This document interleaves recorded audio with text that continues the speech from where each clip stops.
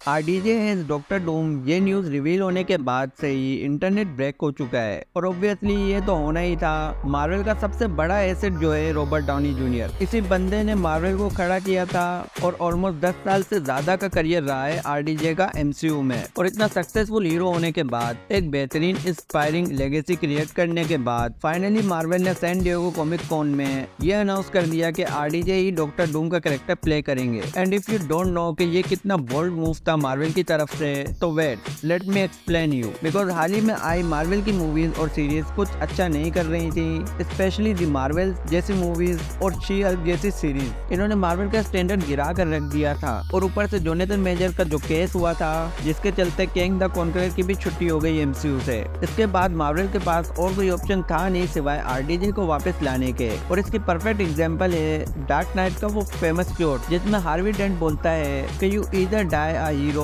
और live long enough to see yourself become the villain. Well, इस scenario को देखते हुए कई फैंस क्रिटिसाइज भी कर रहे हैं कि आरडीजे को as Victor Von Doom cast करने की जरूरत नहीं थी, बिकॉज डॉक्टर डूम की अपनी एक आइडेंटिटी है, ना कि उसे आयरन मैन का एक वेरिएंट दिखाकर शो किया जाए। एंड ऑल्सो इस बात की कोई कंफर्मेशन नहीं है कि डॉक्टर डूम आयरन मैन का ही वेरिएंट होगा। ऑफ कोर्स एमसीयू वाले इसका प्लॉट हटकर ही बनाएंगे। एंड ऑल्सो उनके पास ज्यादा टाइम नहीं रहा, special thanks to Jonathan Major, जिसके जेल जाते ही मार्वल को मजबूरी में ही सही लेकिन अपने हुक्म के इक्के को दुनिया के सामने लाना पड़ा। अब बस देखना ये है कि मार्वल कैसे सेट करती है डॉक्टर डूम को एमसीयू में, बिकॉज 2 मूवीज ही हैं सिर्फ जिसमें डॉक्टर डूम दिखेगा और वो दोनों ही Avengers Doomsday and Avengers secret wars हैं। उससे पहले अगर मार्वल दिखाएगी तो भी ज्यादा से ज्यादा कैमियोज ही देंगे। और I think next year release होने वाली film fantastic four the first step में हमें डॉक्टर डूम का मेजर रोल देखने को मिल सकता है। क्योंकि अगर आप देखो तो एवेंजर्स डूम्सडे से पहले अगर कोई मूवी हाइप क्रिएट कर सकती है, वो भी मल्टीवर्सल थ्रेड शो करने का,